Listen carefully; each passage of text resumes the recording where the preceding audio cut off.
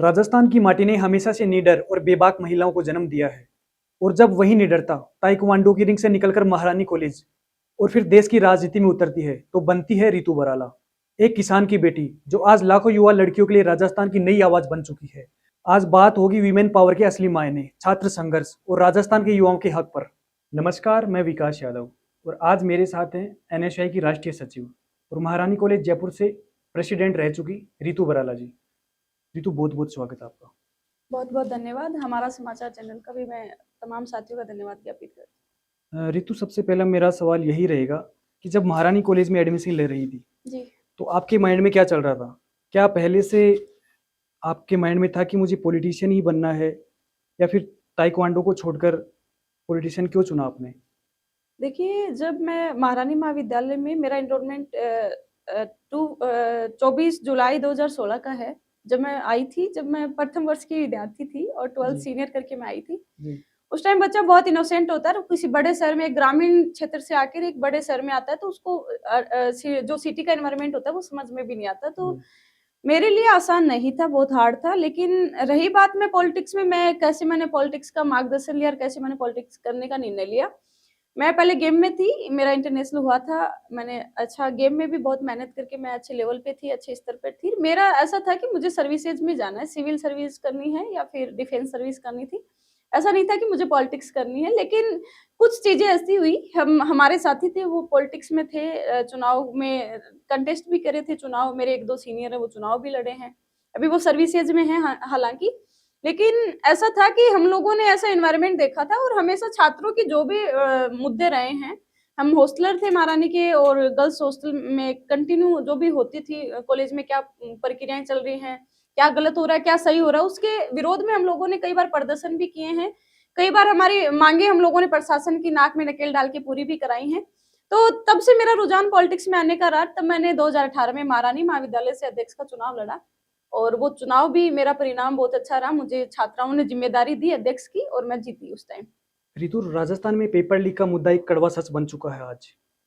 एक छात्र लीडर, एक स्टूडेंट लीडर होने के नाते ये बेबसी आपको कैसी महसूस होती है? ये फ्रस्ट्रेशन कैसा महसूस होता है आपको? देखिए, मैं एक छात्र प्रतिनिधि होने से पहले, एक छात्र नेता होने से पहले एक छात्र हूँ। मेरी पहचान एक छात्र है और आज पेपर लीक होते हैं, ये बहुत ही दुर्भाग्य की बात है। कोई भी सरकारें हों, उसमें अगर पेपर लीक जैसे ऐसे मतलब पेपर लीक पे लीक होते जाते हैं, तो ये सरकारों की असफलता होती है, सरकारों का फेलियर होता है। और इन पे दुःख भी होता है कि एक विद्यार्थी पेपर की तैयारी करता है, तो उस पेपर को किसी का भी रिटर्न होता है, उस पेपर को निकालने में आसान संघर्ष नहीं करना पड़ता। 5-10 साल आप प्रिपरेशन करते हैं, उसके बाद आप पेपर देते हैं, उसके बाद आप रिजल्ट में मेरिट वाइज़, कैटेगरी वाइज़ आपकी मेरिट छँटती है और उसको अगर आप क्वालीफाई करते हो, उसके बाद आपको एक सर्विस मिलती है। तो पेपर लीक होना ये बहुत ही गलत है, नहीं होना चाहिए, कोई भी सरकारें हों, दुर्भाग्य की बात है। और हम लोगों ने, एनएसयूआई के तमाम कार्यकर्ताओं ने, एनएसयूआई के प्रदेश अध्यक्ष जी थे विनोद जाखड़ जी, पहले उन्होंने भी पहले खूब आंदोलन किए हैं। उसके बाद वो राष्ट्रीय अध्यक्ष की ज़िम्मेदारी उनको मिली, तो उस टाइम हम लोगों ने ये पेपर लीक नीट वाला हुआ था, उसके विरोध में जयपुर में काफ़ी हम लोगों ने प्रदर्शन किए थे। छात्र गूंज अभियान भी हम लोगों ने चलाया था, हर कोचिंगों में जाके, पीजी में जाके फॉर्म भरवाए थे। तो काफ़ी हम लोगों ने काम किया है और पेपर लीक नहीं होना चाहिए। लेकिन मेरा सवाल फिर वही रहेगा, इससे पहले भी कांग्रेस सरकार में पेपर लीक होते थे। इसका सॉल्यूशन क्या सोचती हैं आप? देखिए, मैं इसका सॉल्यूशन ये समझती हूँ कि ये सोचती हूँ कि सरकारें अगर चाहें, तो इन पे बंदिशें आराम से लगा सकती हैं। किसी भी संस्था, संवैधानिक संस्था से आप पेपर लीक कर रहे हैं, तो वो मतलब ऐसे तो होगा नहीं। ये तो मतलब कहीं न कहीं कुछ न कुछ सिस्टम की लापरवाही है, व्यवस्था में कहीं न कहीं लीक है।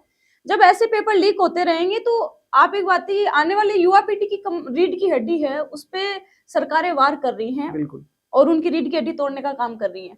और रही बात इसका सॉल्यूशन, समाधान, हमारी जो सरकारें वर्तमान में जो काम कर रही हैं या आने वाली सरकारें जो भी होंगी, इनको असेंबली में, पार्लियामेंट में अच्छी पॉलिसी बनानी चाहिए, अच्छे निर्णय इन लोगों को करने चाहिए, कई रूल्स में संशोधन इनको करना चाहिए और जो पेपर लीक करते हैं, उन पे कड़ी से कड़ी कार्रवाई करनी चाहिए इनके खिलाफ। लेकिन मैं एक बात बोलना चाहूँगा, आपने बोला कि हमारी जहाँ पे सरकारें हैं, वहाँ पे पेपर लीक नहीं हो रहे। अभी झारखंड का जो मैंने अभी जो उदाहरण दूँगा आपको, कि वहाँ पे आपके कांग्रेस की समर्थित सरकार है। वहाँ पे झारखंड लोक सेवा आयोग का पेपर लीक हो जाता है। और अभी जो स्टूडेंट प्रोटेस्ट वहाँ पे चल रहा है, तो जहाँ पे कांग्रेस की समर्थित सरकारें भी हैं, कांग्रेस की सरकारें भी हैं या फिर भाजपा की सरकारें हैं, हर जगह पेपर लीक की खबरें आ रही हैं। ऐसा क्यों? देखिए, झारखंड का जो पेपर लीक का आप बता रहे हैं, लोक सेवा का पेपर अभी लीक हुआ है और वहाँ कांग्रेस की अलायंस की सरकार आप बता रहे हैं और सरकार है भी अभी।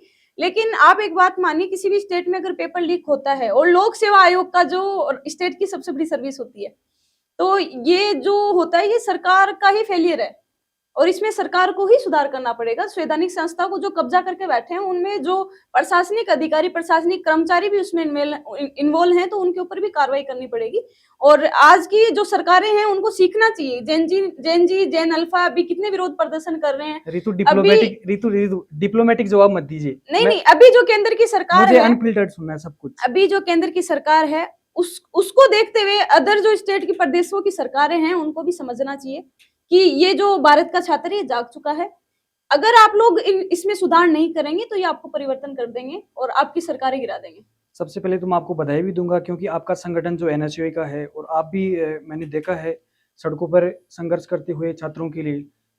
लेकिन कहीं ना कहीं जहाँ पे कांग्रेस की समर्थित सरकारें हैं, जहाँ पे कांग्रेस, मैं फिर वहीं उसी सवाल पे आऊँगा, राजस्थान हो चाहे राजस्थान की पिछली सरकार हो, झारखंड में जो भी पेपर लीक हुआ हो, गड़बड़ी कहाँ है सिस्टम में? सरकार किसी की भी बने, स्टूडेंट जो दिन रात मेहनत करता है उसको वही मिलता है, चाहे सरकार किसी को पेपर लीक।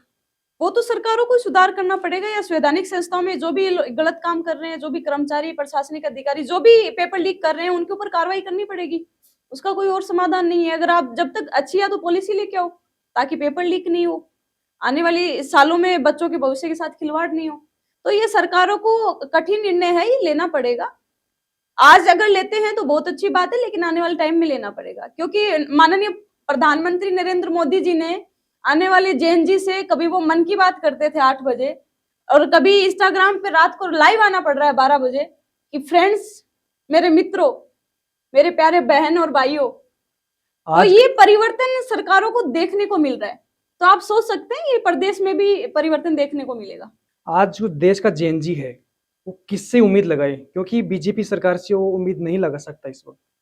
जेएनजी को देखो, सरकारें हैं, उनसे ही उम्मीदें लगानी पड़ेगी, लेकिन सरकारों को उनकी अकाउंटेबिलिटी लेनी पड़ेगी, उनको जवाबदेही बनना पड़ेगा, क्योंकि वही जिम्मेदार होती है जब पेपर लीक होते हैं।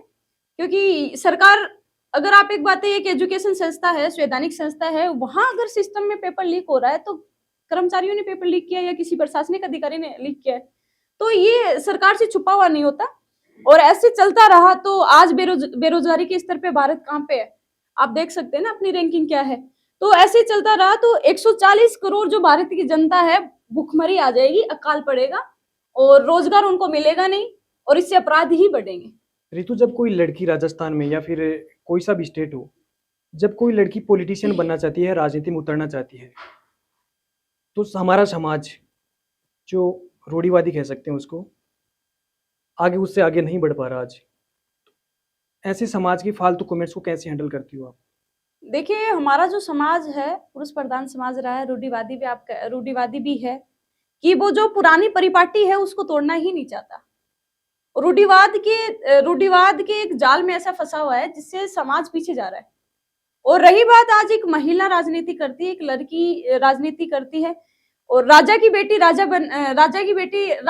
रानी बने तो इतना जोर नहीं आता, राजा का बेटा राजा बने तो जोर नहीं आता। लेकिन आप एक आम घर और किसान वर्ग के बच्चे आते हैं और इन कुर्सियों पे बैठने के लिए संघर्ष करते हैं ताकि हम इस सिस्टम में आए और सिस्टम में कुछ सुधार कर सकें। लेकिन बात ऐसी है कि कोई भी लड़की आके अगर प्रदेश लेवल पर, केंद्र लेवल पर कहीं भी राजनीति करती है, उसके लिए आसान नहीं है। ये समाज रूढ़िवादी है और इसकी जो परिपाटी है उसको तोड़ना उसके लिए आसान नहीं है, क्योंकि ताने भी मिलते हैं, गलत सलत चीजों का फेस भी करना पड़ता है।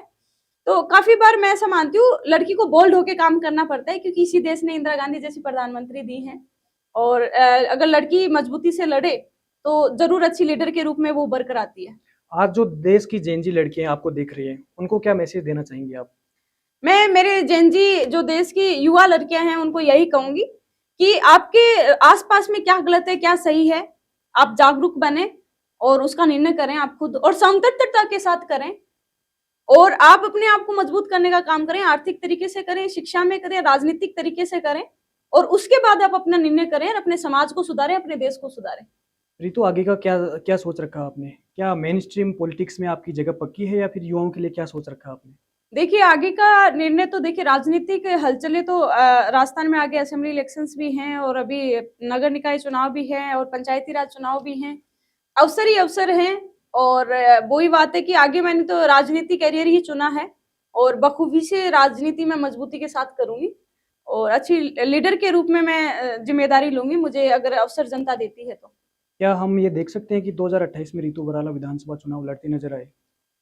देखिए, हमारे राजस्थान विश्वविद्यालय का तो राजस्थान की असेंबली में रिकॉर्ड रहा है। काफ़ी लीडर राजस्थान विश्वविद्यालय की लीडरशिप में से निकल के आए हैं राजस्थान विधानसभा में। तो अगर हमें हमारी पार्टी के लोग ज़िम्मेदारी देते हैं, तो मजबूती के साथ हम लोग अपनी ज़िम्मेदारी का निर्वहन करेंगे और अपनी पार्टी के लिए लड़ाई लड़ेंगे। रितु, नेशनल सेक्रेटरी के तौर पर आपकी आने वाले दिनों में 3 ऐसी प्राथमिकता बताइए जो आपको प्रमुखता से उन पर काम करना है। देखिए, नेशनल सेक्रेटरी के रूप में नेशनल बॉडी में मुझे रह के काम करना है। एनएसयूआई की तरफ से जो भी ज़िम्मेदारी मिलती है, आज मेरे को कौन-सा स्टेट दिया जाएगा आगे इंचार्ज के तौर पे, बतौर मैं पीछे भी इंचार्ज रही हूँ, एमपी 2 साल 3 साल मैंने कंटिन्यू काम किया है, अभी मुझे वेस्टर्न यूपी दिया हुआ है। तो बतौर इंचार्ज मुझे कोई भी ज़िम्मेदारी मिलती है किसी भी स्टेट की, तो मैं उसको ईमानदारी के साथ अपनी ईमानदारी से और पूरी निष्ठा से उसको अपने समर्पण के साथ पूरा करने का काम करूँगी और संगठन को मजबूत करूँगी। आगे अभी सितंबर में डूसू इलेक्शन सेंटर में, तो उसमें भी हमारे सभी सेक्रेटरीज़ की ड्यूटियाँ लगती हैं, सब लोग अपनी-अपनी ड्यूटी का निर्वहन करते हैं और पार्टी का काम करते हैं। एक और सवाल पूछूंगा आपसे मैं।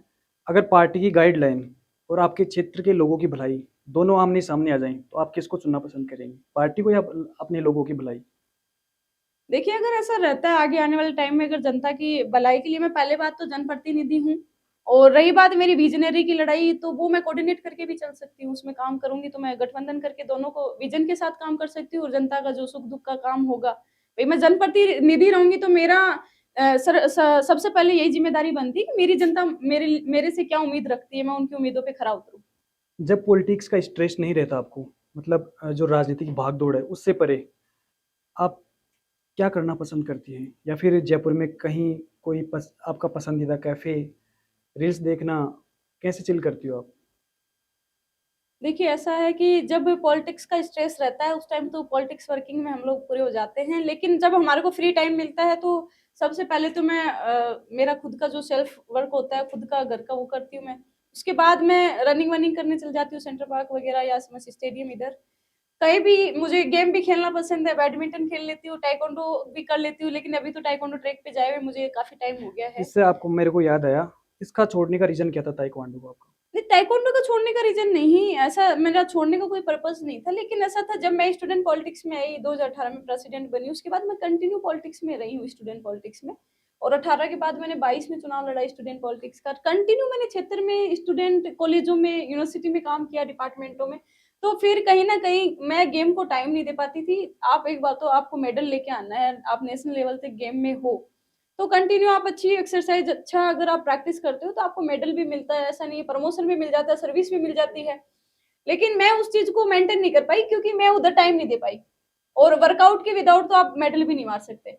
तो फिर मैं पॉलिटिक्स में ही काम करती रही कंटिन्यू और पॉलिटिक्स पे ही मेरा पूरा ध्यान रहा। जयपुर में आपकी फ़ेवरेट जगह? जब जयपुर में मेरी फ़ेवरेट जगह, मैं जयपुर अभी इतना घूमती नहीं हूँ, कम घूमती हूँ थोड़ा। फिर भी अगर अगर आप पूछना चाहते हो तो मैं जेके के इधर चली जाती हूँ या फिर उधर जल महल की साइड हम लोग कभी घूमने चले जाते हैं सारे साथी के साथ। रितु, अक्सर मैंने देखा है कि छात्र राजनीति हो या फिर महिलाओं का राजनीति में आना, अक्सर महिलाओं को यहाँ पे सीमित कर दिया जाता है। इस पर्सपेक्टिव को आप कैसे देखती हैं? देखिए, पहली बात तो हम अगर राजनीति का आँकड़ा उठा के देखते हैं, तो बहुत कम महिला लीडर हैं जो राजनीति में आगे तक आ पाई हैं। समथिंग आज असेंबली का आप उठा के देख लीजिए आंकड़ा, 10% महिलाएं होंगी ज़्यादा से ज़्यादा। 10% लीडर ऐसी मानती हूँ मैं आगे तक आ पाई हैं। महिलाओं की स्ट्रेंथ ज़्यादा नहीं होती। और रही बात इस परिपाटी को कैसे तोड़ा जाएगा और कैसे महिला लीडरशिप में आगे देखती हूँ, तो महिला रिजर्वेशन की बात अभी सारी सरकारें कर रही हैं। और जो केंद्र की सरकार है वो हमेशा नहीं, जो अभी ये जो मुद्दा गूंज रहा है 33% आरक्षण का, हाँ मैं उसी क्या point पे आ एनएसयूआई जाऊंगी। क्या एनएसयूआई संगठन और कांग्रेस में 33% महिलाओं की भागीदारी निश्चित हो पा रही है?